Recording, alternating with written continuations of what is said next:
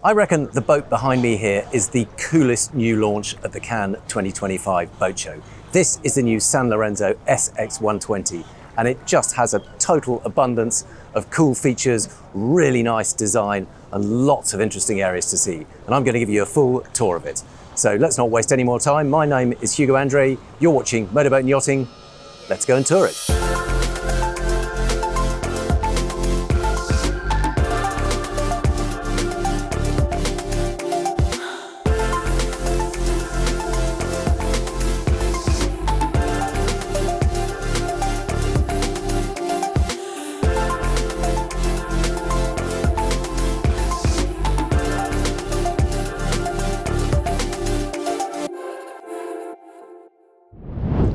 And not surprisingly, lots of people want to see this boat, so we will do our best to work around them, but bear with me.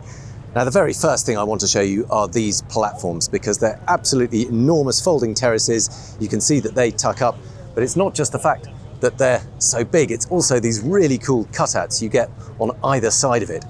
And of course, there is this simply stunning hot tub area, or pool. I think it's probably more like a little mini pool. With that glass side, you can sit in that pool looking out over the sea, and this drop-down hydraulic platform.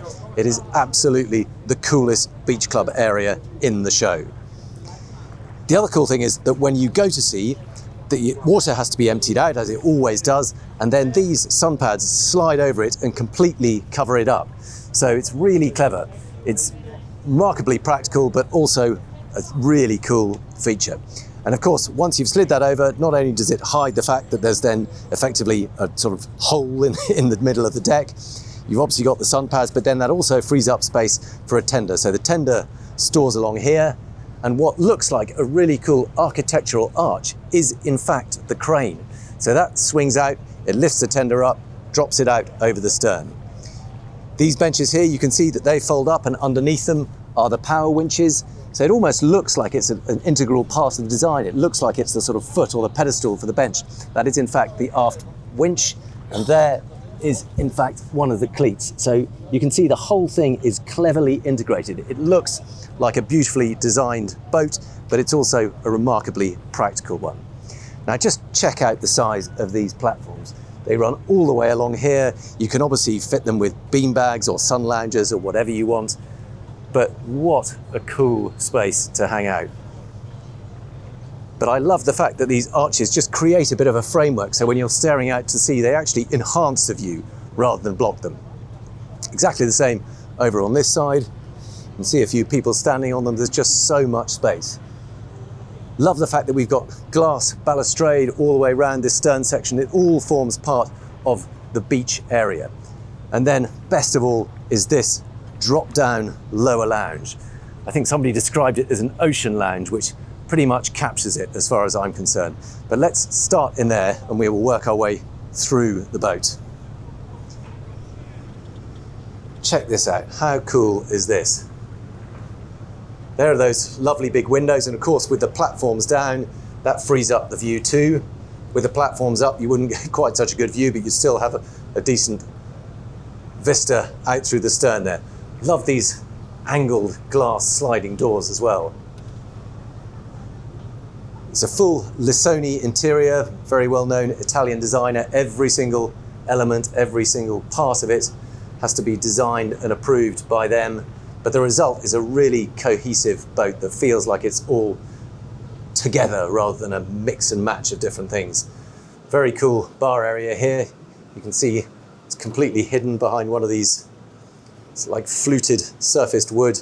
Just looks like it's a pillar for the staircase, but opens up and reveals beautiful bar area. Very cool spiral staircase. Again, another trademark Lissoni design feature. We'll go up that in a minute, but first, let's just take a little bit of a look around here. Just pop in here. That is, I think, just a storage space. I thought that might be a dayhead, and maybe you could put that to better use. But what I do love here, this area here is known as the jolly room, or it sounds a little bit strange in English for some reason. But really what it's referring to is that it's a kind of playroom. It's a great place to park the kids during the daytime or in the evening. There is in fact a sliding pocket door in here. You can see that this pops out and you can slide it across and create an extra occasional cabin if you need it.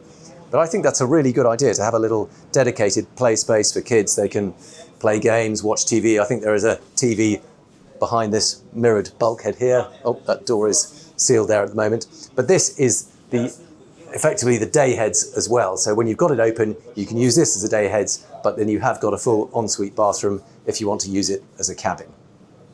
There's even a shower there, good to see. There's another door here. I think that's probably part of the kind of marine regulations, adds an extra layer of safety, but this comes through to the guest cabin. So you've got a really lovely double cabin here, plenty of space all the way around the bed. Can't really appreciate the view through those windows, but two big, they're actually opening windows. I'm amazed at that.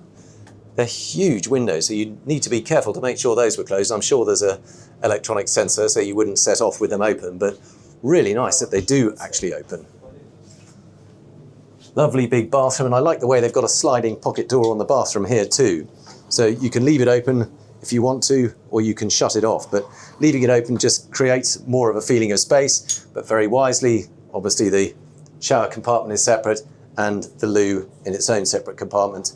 And that kind of clever moulded glass just means you can't see through it, but it lets a little bit of light filter through, just diffused light. Moving further forward on this lower deck, got another big double cabin on this side. Those same distinctive Sanlorenzo style windows. We have got a TV, it's flickering on screen, but it's not when I'm looking at it. Obviously, ensuite here too. There's so much space and so many cabins, I'm not going to hang around too long. Wardrobe, again, behind this kind of special moulded glass. Moving further forward, there's a third guest cabin here, all doubles in this instance. Another really generous space with lots of footroom around the bed, floor space. Even the hanging wardrobes have this cool glass and they all light up when you open them up. Lasonia are big on their curves too, so look at the kind of interesting curves you see here. And even as it curves up to the deck head, you can see there's a bit of curve just in that little angle there, rather than a right angle or a sharp angle, all just the level of detail. Even the deck head uses this special kind of fluted wood. Once again, they've left this bathroom open. There is a sliding pocket door, but exactly the same idea. It just gives a greater impression of space if you want to leave it open, but you still have the privacy when you want it. Now, another clever feature here is that there is a door that goes through to a crew area here. And if you'll notice, I can't close it at the moment, I think it's locked open, but on this side, there is no door handle, but there is on the crew side, so it means they can come and go when they want to, but when you're a guest and they shut it close, it all feels like a completely separate area. You wouldn't even know that there was access to the crew. Now, this is clearly the galley space, really big, so this is the main galley for the yacht itself. And very wisely, they have got a dumbwaiter that ferries food up to the upper decks. There's also a separate access from the main deck. We'll maybe go up there in a minute. And this goes through to the crew area itself. Now, the crew are on board the yacht, and I don't want to invade their privacy, but you can see that that runs through to the crew cabins through there. And this is a boat crewed by 6 people, including the captain. So I think there are 3 separate cabins through there. And there is a little mess area where they can hang out. So let's take advantage of that lovely curving staircase leading up from the lower deck to the main deck. And what an entrance that is. So on this side, you've got the outdoor dining area with sliding glass doors across. On this side, you've got the sanctuary of the main deck saloon. There's another one of those very cool curved bar areas. Just close up. It's almost like a little secret stowaway. You can just see this little latch there to lock it if you need to. But very cool, laid back, low level furniture, making the most of those enormous side windows. And they are full height. They run, and not quite to the floor actually, they're about a foot above the floor, but all the way up to the ceiling. No supports, they are a single section of slightly curved glass. They must cost an absolute fortune to make, but it is a pretty stunning effect. And by keeping all the furniture low, it maximizes the view out. You can see the bulwarks are cut away too, so that you get a view through there. It's all about light and space and views, and some very funky design features. Look how cool that curved staircase looks from here. Take a quick look out at the main dining space on the aft deck. Big oval table, freestanding furniture around it. Lovely glass balustrade overlooking that beach club area. And the way it all flows, you've got another outside staircase here, so you can flow up to this deck, down to that ocean lounge. But then perhaps the biggest treat of all is when you come forward through this main saloon, you come to the owner's cabin. The storage all along here, I won't trouble you with that. That's not actually a day ahead, that's just more storage. But then come through. Here is access for the crew, so they can come up and down. There's the exit for that dumb waiter. So this creates a little bit of a preparation area, and there is separate access from the galley just down there. But let's see if we can take a look through at the main deck owner's suite, because this is really something special. So coming through, this is right at the forward end of the main deck. First thing you're presented with is almost like a sort of Japanese screen. It looks like we might have a little bit of flashing on the screen there, but it doesn't look like that in the flesh. It is just subtly backlit, looks very cool, almost, well, it's sort of slightly translucent, so the light just glows through it. And then this wonderful sleeping area here. Now you can orient this pretty much how you want. You can have the bed facing the other way or across the boat, but with this sort of wraparound bed head here and these fantastic views out over the foredeck, I can completely understand why the owner of this boat went for this particular layout. Once again, it's all about these big windows stretching all the way up to the deck head. There is massive headroom here too. I can't tell you, I can't even touch the ceiling above my head. That must be at least 8 feet up there.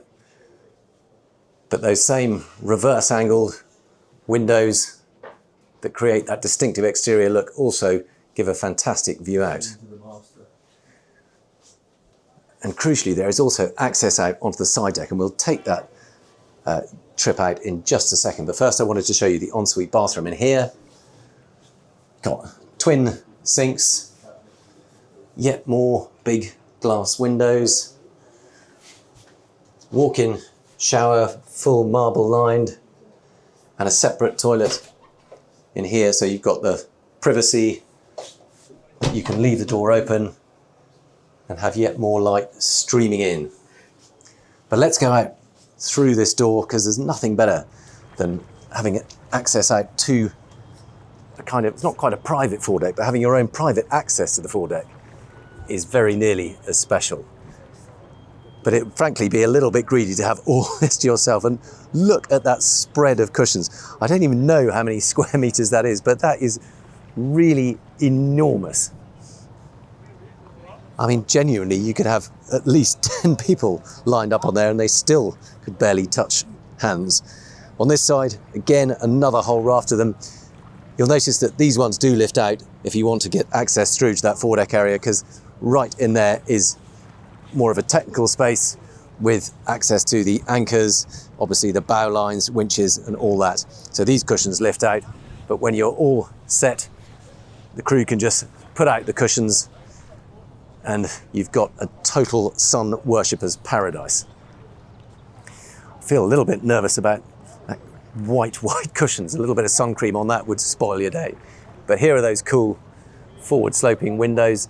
That is the owner's cabin on there. And what's so interesting is that because they've been slightly mirrored, you can't really see through into it at all. So it is actually surprisingly private. Even though you've got a fantastic view when you're inside, you can't really see in from outside. Right. You can see there are carbon fibre poles, so you can have a sun awning stretching over this area. Storage areas in there. And then the side decks running down. And this was what I meant by these cutaway bulwarks. It means you get a view out from inside. But really nice. These are fully sheltered. You've got full protection overhead.